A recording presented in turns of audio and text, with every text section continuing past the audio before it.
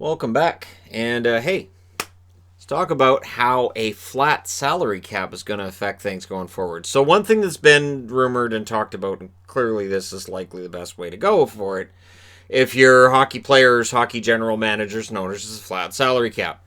And then, of course, there's concerns about how much money the league's actually making, how much money players might have to pay back. It gets kind of ugly when you get into the weeds of it. And regardless of whether we do or don't have a playoffs this summer, it's going to be ugly, and it's going to be ugly for a while going forward. And I'm looking beyond. So I'm just looking in this video at a flat salary cap, and not at what might be 4 or 5 years from now. We just don't know.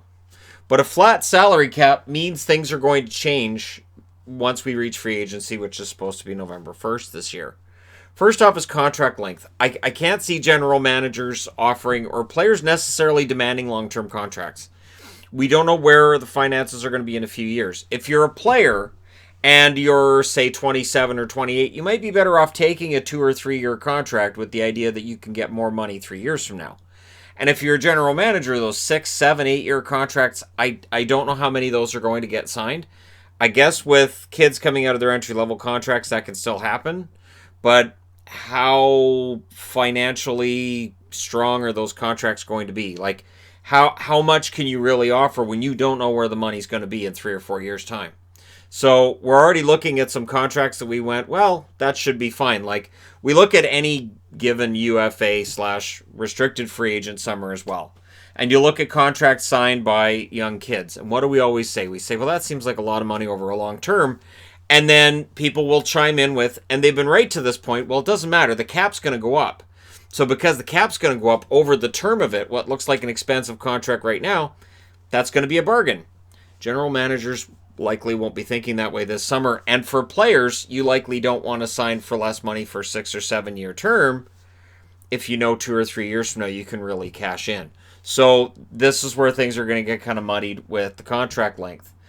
Cap dumps may very well be very common, as well as buyouts. I don't know how many buyouts they're going to do. Now, I know there's been talk of compliance buyouts. That's been just fan service. Like, many fans want to see compliance buyouts because there's a crap contract on their team, Louis Eriksson represent, and you want to get rid of that contract. But it's not something that the league or the players have at any point in time had even slip out through the various sources that reputable sources are reporting. So there hasn't been anything from a reputable source to this point saying, oh, there's going to be compliance buyouts. Basically, for general managers who've been spending to the cap with the vision that it doesn't matter, it's going to go up exponentially, this is where it doesn't. This is something I've said for years, which is, well, do we know the cap's going to go up? Now, I didn't think pandemic was going to change things, but I always thought that it was short-sighted to say, well, it doesn't matter if it's too expensive. 3 or 4 years from now, it's going to be a bargain because the cap's going to keep going up. It doesn't. There's no guarantee your business is going to make more money 4 years from now than now. It should, but there's no guarantee. So we may see more situations where a guy gets dumped off than we might have otherwise. And where it's going to get interesting is we may see very useful players who are actually quite good being bought out or being sold off because a general manager just can't afford to have that player on their team anymore. They say, I like this player and he's good for us, but his contract is restrictive and I can't do what I need to do to make this team better. So we may see more trades as a result than we've been seeing, which I'm okay with seeing more trades. I'd like to see more hockey trades, but yeah, that's probably not going to happen. Which means, just thinking about it, if we're going to see good players who might be getting paid a little bit much under the current economic situation end up getting dumped off, we could see increased parity, where a team that's towards the bottom of the league, looking at guys like Detroit, Ottawa, this kind, maybe they can pick up a veteran player or two who may be too expensive for another team, and it makes them that much better, that much quicker. So, and again, the other side of that as well is these may be the only teams that are really capable of offering really decent contracts to a UFA should we have the UFAs get signed. There will be less job security for UFAs. Look at last summer. Look at how many relatively decent-sized, names and relatively good players weren't signed.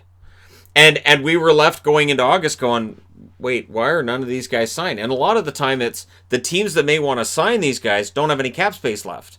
We had a lot of teams spend right to the cap or within $1 million of the cap. They didn't have any wiggle room to bring these guys in.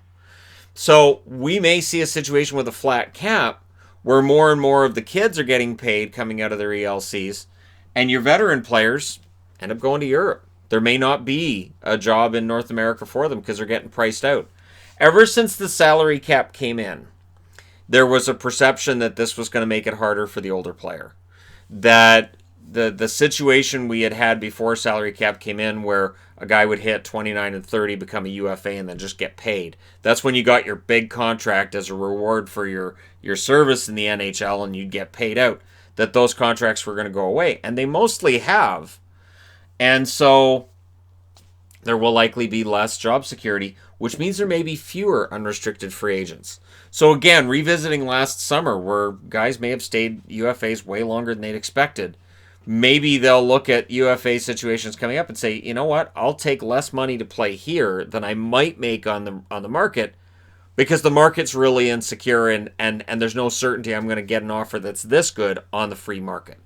So we may see less unrestricted free agents out there. It may just be a bigger name or two and then a handful of extra guys who maybe were making 700, 800 grand and just the team wasn't interested in bringing back. Maybe we're not going to see that middle of the road guy who just wants to see what's out there. Maybe those guys are going to hold off until the economics get a little bit better. So they may just say, you know, I'll sign 2 more years here, I'll sign 3 more years here, and we'll see where we're at in a couple of years. And the other side of this is we may see more signing bonuses. So it's a flatter cap. And so for teams in, say, Toronto, Detroit could do this. I'm not saying they're going to, but they could.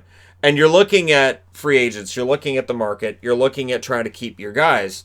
What may very well help is to tell them, I will pay all your money on July 1st or November 1st or whenever a signing bonus comes due after this year. So you say, you know what? I will pay you $8 million up front. And then maybe Carolina comes up, maybe Colorado comes up and they go, well, we'll pay $8 million. We can't pay $8 million up front. We'll give you $2 million up front. So those are two contracts that may be exactly the same in cap hit, but the experience for the player is quite different. You take $8 million in one fell swoop and whatever's left after taxes and escrow and all that, and you just put that in the bank, you're making money. So you can invest that and start making money right away, whereas if you go to another team and you don't have a signing bonus, you're now getting paid on a regular basis like we do at regular jobs, and that money won't be making as much money in interest. You're actually making less money during the year. You're not able to invest it quite as quickly. So we may see more signing bonuses. We may see players just signing contracts where it's almost all or 100% signing bonus if they can get away with it. Maybe the NHL, which hasn't been a huge fan of signing bonuses, depending on which article you read, where they may not be happy that certain teams can afford to spend $50, $60 million on July 1st and not miss it, whereas other teams can't afford to spend $3 million on July 1st. But we may end up seeing the NHL just say, you know what? Yeah, we'll allow more signing bonuses because we're not going to see a cap going up. And again, this is where things get kind of dicey. You've got teams in Florida, teams in Arizona, and other locations where they're already Columbus, where they're already losing money in most seasons, right? Or almost all seasons for some of these teams.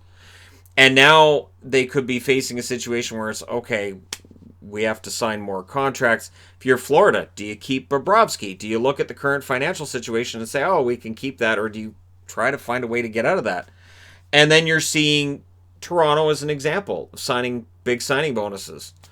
And if you're pressured into and you're like, well, all right, we'll throw signing bonuses in there to try to keep players or try to entice players to come here. Does that speed up a team going bankrupt? Does that speed up a team or an owner looking and going, you know, this doesn't work.